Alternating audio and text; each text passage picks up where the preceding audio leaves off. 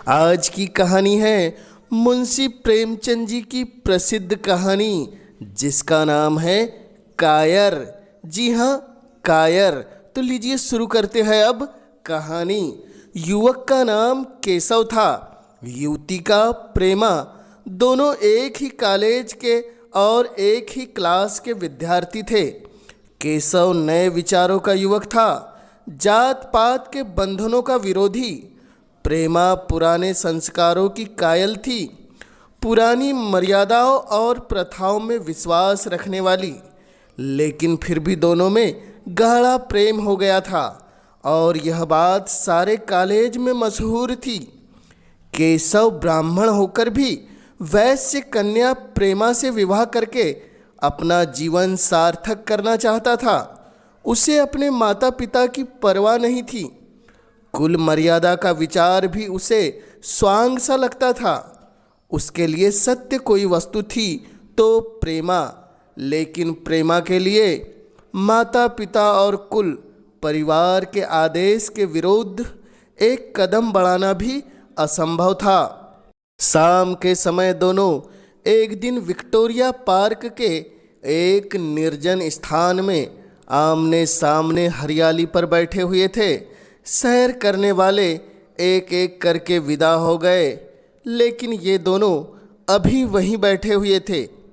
उनमें ऐसा प्रसंग छिड़ा हुआ था जो किसी प्रकार समाप्त ही नहीं हो रहा था। तब केशव ने झुंझलाकर कहा, प्रेमा, इसका अर्थ है कि तुम्हें मेरी कोई परवाह नहीं है। प्रेमा बोली, शांत हो जाओ केशव, तुम मेरे साथ अन्याय कर रहे हो। मैं इस विषय को माता पिता के सामने कैसे छेड़ूं, यह मेरी समझ में नहीं आ रहा। वे लोग पुरानी रूढ़ियों के भक्त हैं। मेरी तरफ से कोई ऐसी बात सुनकर मन में जो शंकाएं होगी उनकी तुम कल्पना कर सकते हो। केशव ने झुंझलाकर कहा, तो तुम भी उन्हीं पुरानी रूढ़ियों की गुलाम हो? प्रेमा बोली, नहीं केशव, ऐसी बात नहीं है। मैं उनकी गुलाम नहीं हूँ, लेकिन माता पिता की इच्छा मेरे लिए और सब चीज़ों से अधिक मान्य है। केशव बोला, इसका मतलब यह है कि तुम्हारा व्यक्तित्व कुछ नहीं है। प्रेमा बोली, ऐसा ही समझ लो। यह सुनकर केशव गुस्से में बोला, प्रेमा, मैं तो समझता था कि ये ढकोसले मूर्खों के लिए ही है, परंतु अब मुझे मालूम हो गया कि तुम जैसी विदुषियों भी उनकी पूजा करती है। जब मैं तुम्हारे लिए संसार छोड़ने को तैयार हूँ तो तुमसे भी यह आशा करता हूँ। प्रेमा ने सोचा, मेरी अपनी देह पर क्या अधिकार है? जिन माता पिता ने अपने खून से मेरी सृष्टि की है और अपने स्नेह से उसे पाला है, उनकी मर्जी के खिलाफ कोई काम करने का उसे क्या अधिकार है? प्रेमा दीन भाव से बोली, केशव, क्या प्रेम स्त्री और पुरुष के रूप में ही रह सकता है, मैत्री के रूप में नहीं? मैं तो आत्मा का बंधन समझती हूँ। केशव ने कठोर भाव से कहा, इन दार्शनिक विचारों से तुम मुझे पागल कर दोगी प्रेमा। बस तुम इतना समझ लो कि मैं निराश होकर जिंदा नहीं रह सकता। मैं प्रत्यक्षवादी हूँ और कल्पनाओं के संसार में प्रत्यक्ष का आनंद उठाना मेरे लिए असंभव है। यह कहकर उसने प्रेमा का हाथ पकड़ लिया। प्रेमा ने झटके से अपना हाथ छुड़ाया और बोली, नहीं केशव, मैं कह चुकी हूँ कि मैं स्वतंत्र नहीं हूँ। तुम मुझसे वह चीज़ मांगो जिस पर मेरा अधिकार नहीं है। केशव ने प्रेमा को कठोर शब्द कहे होते तो भी उसे इतना दुख न हुआ होता। एक क्षण तक वह मन मारे बैठा रहा, फिर उठकर निराशा भरे स्वर में बोला, ठीक है प्रेमा, जैसी तुम्हारी इच्छा। यह कहकर वह वहाँ से चुपचाप चला गया।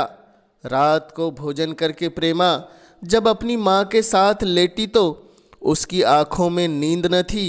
केशव ने उसे एक ऐसी बात कह दी थी जो चंचल पानी में पड़ने वाली छाया की तरह उसके दिल में छाई हुई थी।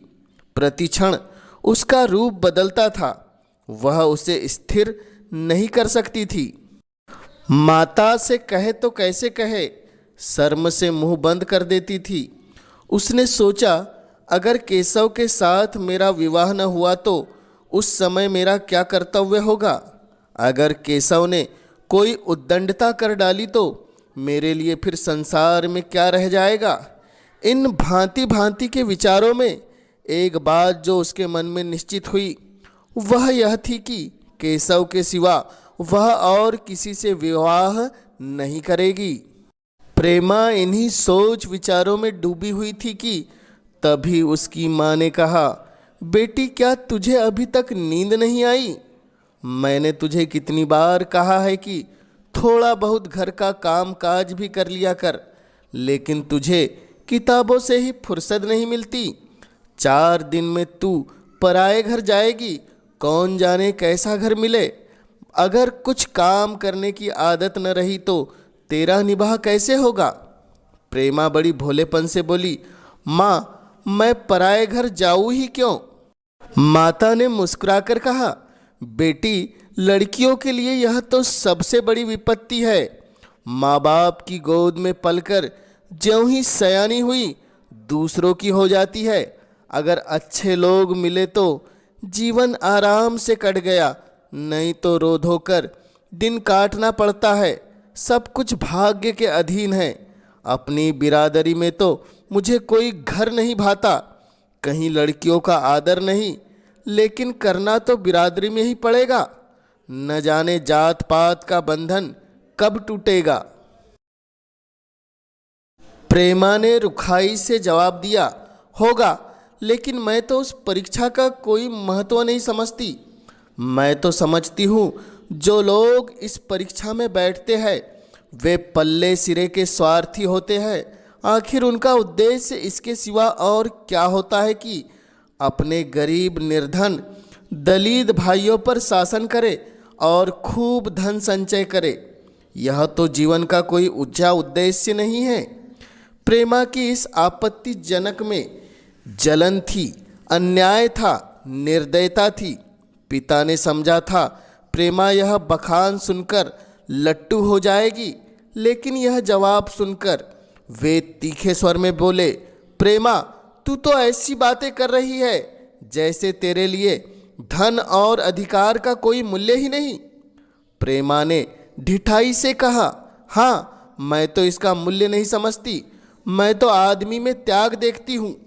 मैं ऐसे युवकों को जानती हूँ जिन्हें यह पद जबरदस्ती भी दिए जाए तो स्वीकार नहीं करेंगे। पिता ने मजाकिया अंदाज में कहा, यह तो आज मैंने नई बात सुनी है। मैं देखता हूँ कि आज छोटी छोटी नौकरियों के लिए लोग मारे मारे फिरते हैं। मैं जरा उस लड़के की सूरत तो देखना चाहूँगा जिसमें इतना त्याग हो। मैं तो उसकी पूजा करूँगा।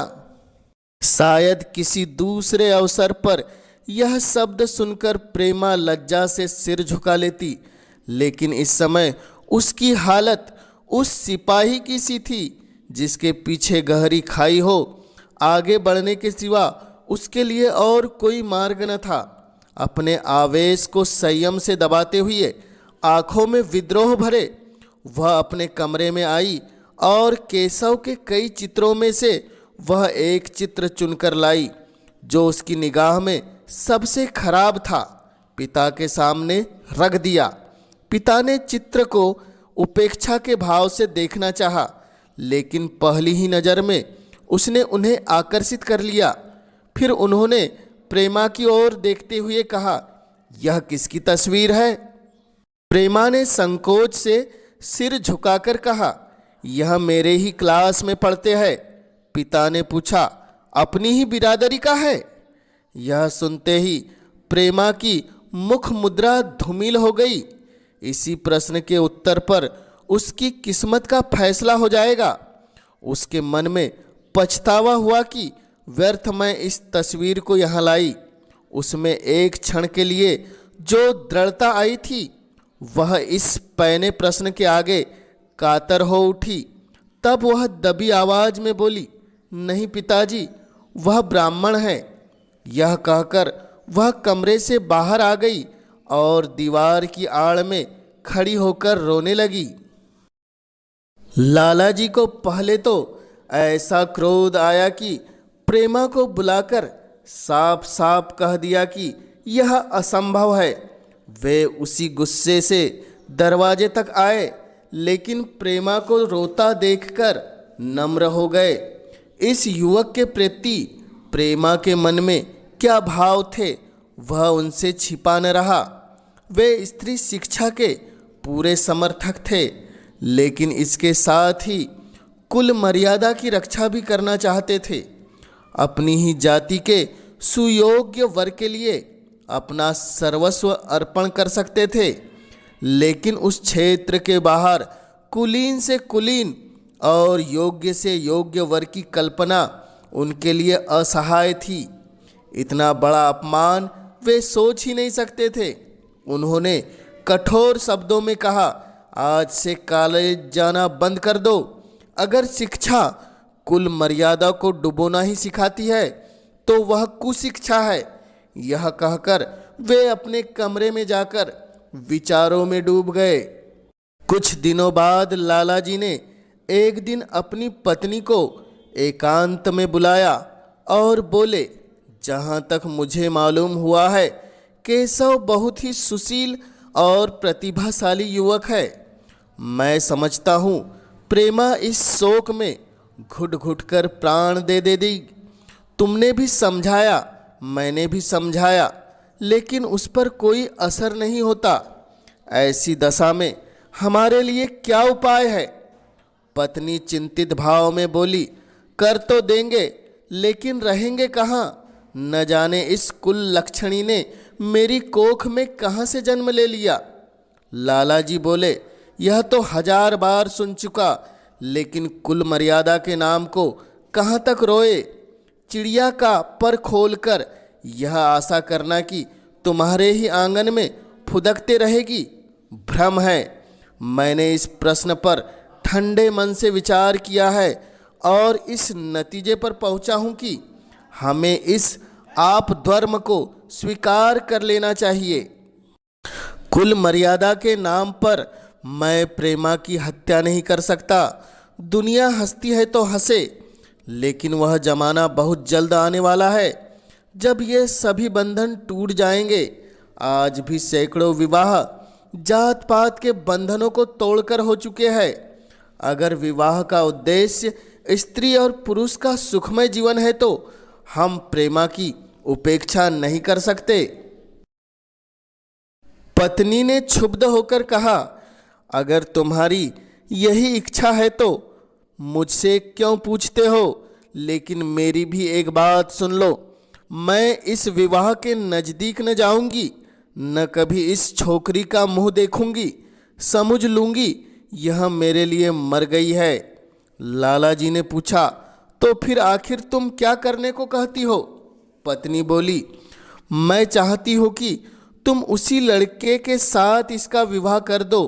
उसमें बुराई क्या है? वह 2 साल में सिविल सर्विस पास करके आ जाएगा। केशव के पास रखा ही क्या है? बहुत होगा कोई दफ्तर में क्लर्क हो जाएगा। लाला जी ने पूछा, और मगर प्रेमा ने आत्महत्या कर ली तो?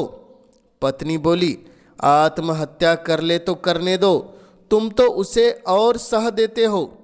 जब उसे हमारी परवाह ही नहीं है तो हम उसके लिए अपने नाम को क्यों कलंकित करें?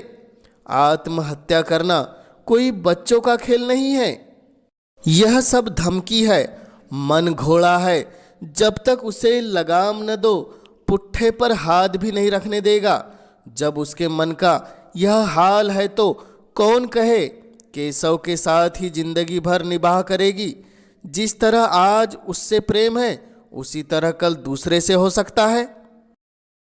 लाला जी ने पत्नी को प्रश्न सूचक दृष्टि से देखकर कहा, और अगर वह कल खुद जाकर केशव से शादी कर ले तो तुम क्या कर लोगी? फिर तुम्हारी कितनी इज्जत रह जाएगी? वह चाहे संकोचवश या हम लोगों के लिहाज में यूं ही बैठी रहे, पर यदि जिद पर कमर बांध ले, हम तुम कुछ नहीं कर सकते। लाला जी की पत्नी के ध्यान में यह नहीं आया कि इस समस्या का ऐसा भीषण अंत भी हो सकता है। एक क्षण तो वह अवाक बैठी रह गई, मानो इस आघात ने उसकी बुद्धि की धज्जियां उड़ा दी हो। फिर पराभूत होकर बोली, तुम्हें अनोखी ही कल्पनाएं सूझती है। मैं तो आज तक कभी भी नहीं सुन पाई कि किसी कुलीन कन्या ने अपनी इच्छा से विवाह किया है। यह सुनकर लालाजी बोले, तुमने न सुना हो, लेकिन मैंने सुना है और देखा है। ऐसा होना बहुत संभव है। पत्नी बोली, तो जब ऐसा होना है तो इससे तो यही अच्छा है कि हम ही इसका प्रबंध करें। जब नाक कट ही रही है तो। केशव के पिता सरकारी पेंशनर थे और मिजाज के चिड़चिड़े और कृपण थे। धर्म के आडंबरों में ही उनके चित्त को शांति मिलती थी। कल्पना शक्ति का अभाव था, किसी के मनोभावों का सम्मान न करते थे। वह अब भी उस संसार में रहते थे जिसमें उन्होंने अपने बचपन और जवानी के दिन काटे थे। नवयुग की बढ़ती हुई लहर को वे सर्वनाश कहते थे और कम से कम अपने घर को दोनों हाथों दोनों पैरों पर जोर लगाकर उससे बचाए रखना चाहते थे। जब एक दिन प्रेमा के पिता उनके पास पहुँचे और केशव से प्रेमा के विवाह का प्रस्ताव किया तो केशव के पिता अपने आपे में न रह सके। बोले, आपने भंग तो नहीं खा रखी है? इस तरह का संबंध, और चाहे जो कुछ हो, विवाह नहीं। लगता है आपको भी नए जमाने की हवा लग गई है। यह सुनकर प्रेमा के पिता ने नम्रता से कहा, पंडित जी, मैं खुद भी ऐसा संबंध पसंद नहीं करता। इस बारे में भी मेरा यही विचार है जो आपके, लेकिन बात ऐसी आ पड़ी है कि मुझे विवश होकर आपकी सेवा में आना पड़ा। आजकल के लड़के और लड़कियां कितने स्वेच्छाधारी हो गए हैं, यह तो आपको मालूम होगा। हम बूढ़े लोगों के लिए अब अपने सिद्धांतों की रक्षा करना कठिन हो गया है। मुझे भय है कि कहीं ये दोनों निराश होकर अपनी जान पर न खेल जाए। यह सुनकर पंडित जी का पारा 7वें आसमान पर पहुंच गया। वे गरज कर बोले, यह आप क्या कह रहे हैं साहब? आपको शर्म नहीं आती? हम ब्राह्मण हैं और ब्राह्मणों में भी कुलीन। ब्राह्मण कितने भी पतित हो गए हो, इतने मर्यादा शून्य नहीं हुए हैं कि बनिए बक्कलों की लड़की से शादी करते फिरे। जिस दिन कुलीन ब्राह्मणों में लड़कियां न रहेगी, उस दिन समस्या उपस्थित हो सकती है। मैं कहता हूँ, आपको मुझसे यह बात करने की हिम्मत कैसे हो गई? लालाजी जितने ही दबते थे, पंडित जी उतना ही बिगड़ते थे। यहाँ तक कि लालाजी अपना अपमान ज़्यादा न सह सके और अपनी तकदीर को कोसते हुए वहाँ से चलते बने। उनके जाते ही केशव कॉलेज से आया। पंडित जी ने तुरंत उसे अपने पास बुलाया और क्रोधित होकर बोले, केशव, मैंने सुना है कि तुमने किसी बनिए की लड़की से विवाह का निश्चय कर लिया है। क्या यह खबर सही है? केशव ने अनजान बनकर पूछा, आपसे किसने कहा पिताजी? पंडित जी बोले, किसी ने भी कहा हो, लेकिन मैं पूछता हूँ, यह बात सही है या गलत? अगर सही है और तुमने अपनी मर्यादा को डुबाना निश्चित कर लिया है तो तुम्हारे लिए इस घर में कोई जगह नहीं। तुम यह अनीति करके मेरे घर में कदम नहीं रख सकते। केशव पिता के स्वभाव से परिचित था। प्रेमा से उसे प्रेम था। वह गुप्त रूप से प्रेमा से विवाह कर लेना चाहता था। बाप हमेशा तो बैठे नहीं रहेंगे। माता के स्नेह पर उसे विश्वास था। उस प्रेम की तरंग में वह सारे कष्टों को झेलने को तैयार मालूम होता था। लेकिन जैसे कोई कायर सिपाही बंदूक के सामने जाकर हिम्मत खो बैठता है और कदम पीछे हटा लेता है, वही दशा केशव की हुई। वह साधारण युवकों की तरह सिद्धांत के लिए बड़े बड़े तर्क कर सकता था। जबान से उसमें अपनी भक्ति की दोहाई दे सकता था, लेकिन इसके लिए यातनाएं झेलने की सामर्थ्य उसमें न थी। अगर वह अपनी जिद पर अड़ा और पिता ने भी अपनी टेक रखी तो उसका कहाँ ठिकाना लगेगा, उसका जीवन ही कष्ट हो जाएगा। उसने दबी जबान में कहा, जिसने आपसे यह कहा है सरासर झूठ कहा है। यह सुनकर पंडित जी बोले, तो यह खबर बिल्कुल गलत है। केशव बोला, जी पिताजी, बिल्कुल गलत। तब पंडित जी बोले, अगर ऐसी बात है तो आज ही इसी वक्त बनियों को खत लिख दो और याद रखो कि अगर इस तरह की झूठी चर्चा फिर उठी तो मैं तुम्हारा सबसे बड़ा शत्रु हो जाऊंगा। जल्दी जाओ, जल्दी करो। इधर दूसरे दिन प्रेमा ने केशव के नाम पत्र लिखा। प्रिय केशव, तुम्हारे पिताजी ने मेरे पिताजी के साथ जो अनिष्ट और अपमानजनक व्यवहार किया है उसका हाल सुनकर मेरे मन में बड़ी शंका उत्पन्न हो रही है। शायद उन्होंने तुम्हें भी डांट फटकार लगाई होगी। ऐसी दशा में मैं तुम्हारा निश्चय सुनने के लिए विकल हो रही हूँ। मैं तुम्हारे साथ हर तरह का कष्ट झेलने के लिए तैयार हूँ। आज शाम को यहीं आकर भोजन करो। मेरे पापा और मम्मी दोनों तुमसे मिलने के लिए बहुत उत्सुक है। मैं वह स्वप्न देखने में मग्न हूँ जब हम दोनों उस सूत्र में बन जाएंगे जो टूटना नहीं जानता, जो बड़ी से बड़ी आपत्ति में भी अटूट रहता है। शाम तक प्रेमा के पत्र का कोई जवाब नहीं आया। उसके माता पिता बार बार पूछते थे, केशव नहीं आए? वे द्वार की ओर आंखें लगाए बैठे थे। यहाँ तक कि रात के 9 बज गए, लेकिन न तो केशव ही आए न उनका पत्र। प्रेमा के मन में तरह तरह के संकल्प विकल्प उठ रहे थे। कदाचित उन्हें पत्र लिखने का अवकाश न मिला होगा, या आज आने की फुर्सत न मिली होगी। कल अवश्य आ जाएंगे। केशव ने पहले उसके पास जो प्रेम पत्र लिखे थे उन सब को उसने फिर पढ़ा। उनके एक एक शब्द में कितना अनुराग टपक रहा था, उनमें कितना कंपन था, कितनी विकलता, कितनी तीव्र आकांक्षा। फिर उसे केशव के वे वाक्य याद आए जो उसने सैकड़ों बार कहे थे। कितनी बार वह उसके सामने रोया था। इतने प्रमाणों के होते हुए निराशा के लिए कहाँ स्थान था। लेकिन फिर भी सारी रात उसका मन जैसे सूली पर टंगा रहा। प्रातःकाल केशव का जवाब आया। प्रेमा ने कांपते हुए हाथों से पत्र पढ़ा। पढ़ते ही पत्र हाथ से गिर गया। मालूम हुआ मानो उसके शरीर का रक्त स्थिर हो गया हो। लिखा था, प्रेमा, मैं बहुत बड़े संकट में हूँ कि तुम्हें क्या जवाब दूँ। मैंने इस समस्या पर काफ़ी ठंडे दिमाग से विचार किया है और इस नतीजे पर पहुँचा हूँ कि वर्तमान दशाओं में मेरे लिए पिता की आज्ञा की उपेक्षा करना दुस्साहस है। मुझे कायर मत समझना। मैं स्वार्थी भी नहीं हूँ, लेकिन मेरे सामने जो बाधाएं हैं उन पर विजय पाने की शक्ति मुझ में नहीं है। पुरानी बातों को भूल जाओ। उस समय मैंने इन बाधाओं की कल्पना न की थी। प्रेमा ने एक गहरी सांस ली और उस पत्र को फाड़कर फेंक दिया। उसकी आंखों से अश्रुधारा बहने लगी। जिस केशव को उसने अपने अंतःकरण से वर समझ लिया था वह इतना निष्ठुर हो जाएगा, इसकी उसने रत्ती भर भी आशा न की थी। ऐसा मालूम पड़ा मानो अब तक वह कोई सुनहरा सपना देख रही थी, लेकिन आँख खुलने पर वह सब कुछ अदृश्य हो गया। जीवन में जब आशा ही लुप्त हो गई तो अब अंधकार के सिवा और क्या रहा।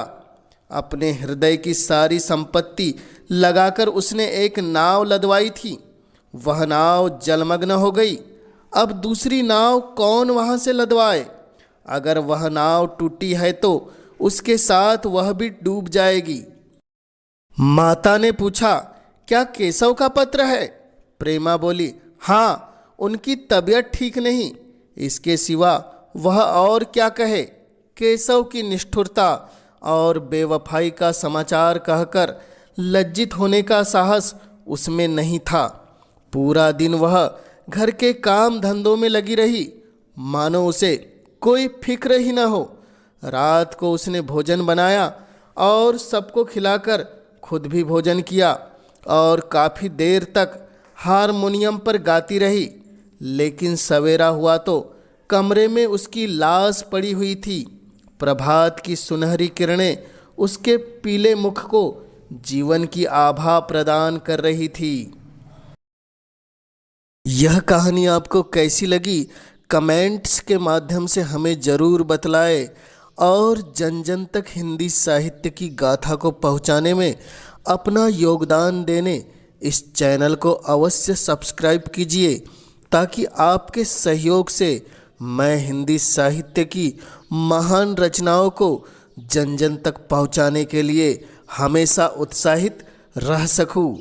आप सभी श्रोताओं का पुनः इस चैनल से जुड़ने के लिए हृदय की गहराई से बहुत बहुत आभार।